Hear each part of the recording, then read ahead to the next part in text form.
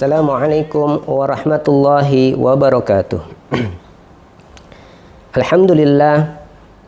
Alhamdulillahilladzi afhamana min ulumil ulama'ir rasikhin. Asyhadu an la ilaha illallah wahdahu la syarikalah. Wa asyhadu anna sayyidana wa nabiyyana Muhammadan abduhu wa rasuluhu la nabiyya ba'dah. Allahumma salli ala sayyidina Muhammadin wa ala alihi wa sahbihi ajma'in wa man tabi'ahum bi ihsanin ila yaumiddin.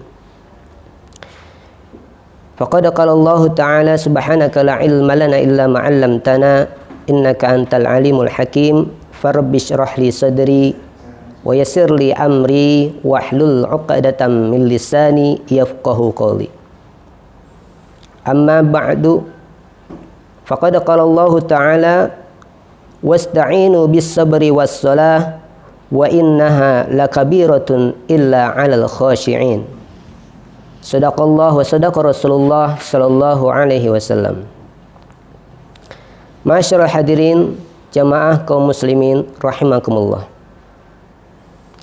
Di tahun-tahun penuh kesusahan ini, efek daripada COVID-19 atau virus corona banyak di kalangan manusia, baik bangsa Indonesia maupun seluruh bangsa-bangsa di dunia, sangat khawatir dengan tingkat kekhawatiran yang tinggi, sehingga banyak golongan manusia yang bingung bagaimana caranya, bingung bagaimana mau mengadu, bingung bagaimana mau beribadah. Karena kita ketahui efek dari COVID-19 ini bukan hanya merugikan segolongan manusia saja, tapi seluruh umat di dunia. Baik dari itu faktor ekonominya, baik itu dari faktor spiritualnya, maupun dari faktor mental dan berbagai macam segi faktor-faktor yang lainnya yang kita rasakan pada saat ini. Lalu bagaimana kita cara menghadapi wabah yang terjadi di tahun ini? Tentunya banyak usaha-usaha yang dilakukan oleh pemerintah kita khususnya, yaitu diantaranya agar kita senantiasa berdiam diri di dalam rumah, sekaligus tentu tidak meninggalkan ibadah kita kepada Allah Subhanahu wa ta'ala. Namun pastinya ada hikmah di balik peristiwa ini. Tapi Allah Subhanahu wa ta'ala di dalam firman-Nya, tentulah dalam menghadapi musibah dan wabah seperti ini kita tidak perlulah bingung. Karena Allah Ta'ala berfirman, wasta'inu bis sabri was salah wa innaha lakabiratun illa 'alal khashi'in.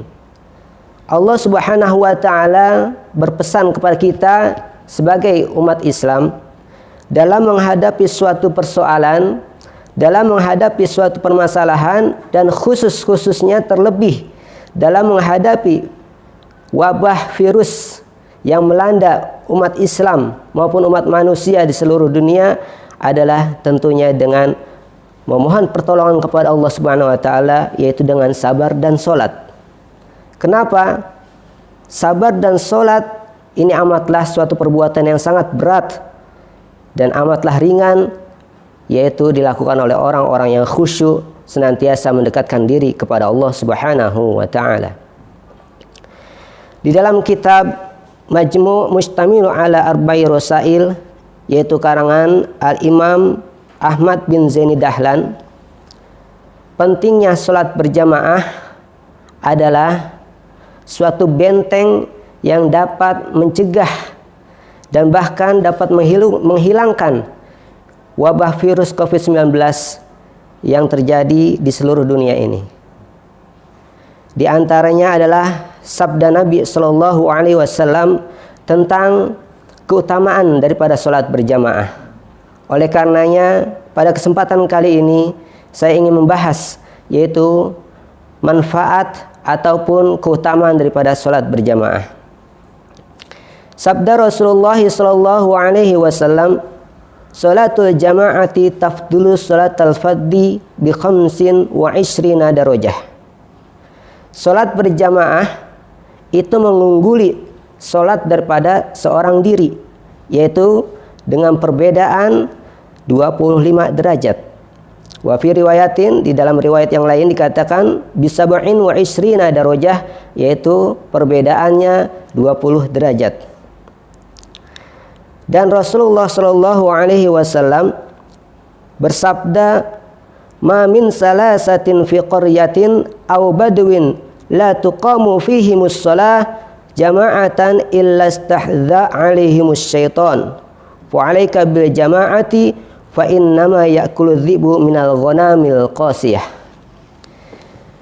Masyaallah hadirin kaum muslimin rahimakumullah. Kenapa wabah ini bisa terjadi? Kenapa virus ini bisa menyebar begitu cepat?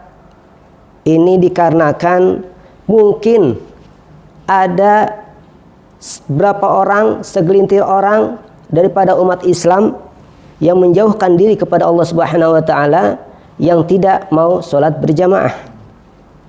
Sebagaimana sabda Nabi sallallahu alaihi wasallam, tidaklah dari 3 orang ataupun segelintir orang dalam suatu kampung atau suatu dusun yang mana orang tersebut la tuqamu fihimus shalah jama'atan, orang tersebut tidak pernah melaksanakan sholat berjamaah, illa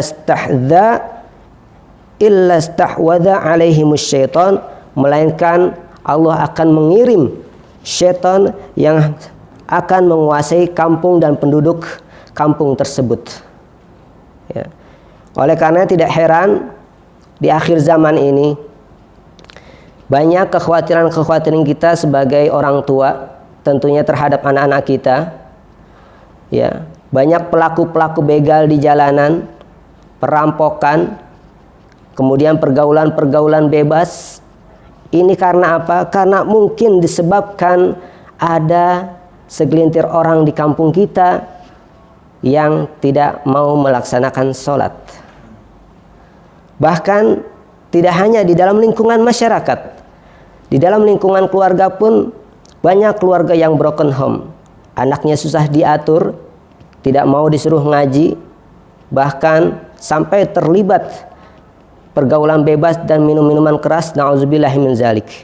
Ini mungkin ada di salah satu anggota keluarga kita yang meninggalkan sholat, terlebih sholat berjamaah. Sebagaimana sabdanya, apabila ada satu gelintir orang yang tidak melaksanakan sholat, apalagi dalam suatu kampung yang mana di kampung tersebut ada mushola atau masjid, sehingga orang-orang tidak mau berjamaah, maka Allah akan utus syaitan maupun orang-orang jahat yang akan menguasai penduduk kampung tersebut.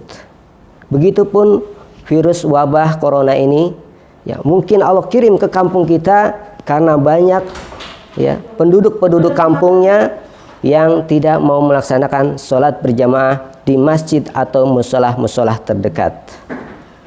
Okelah, mungkin di daerah yang zona merah atau sekiranya wabah tersebut sangat mengkhawatirkan, kita dianjurkan oleh pemerintah dan ulama untuk sholat dan berdiam diri di rumah.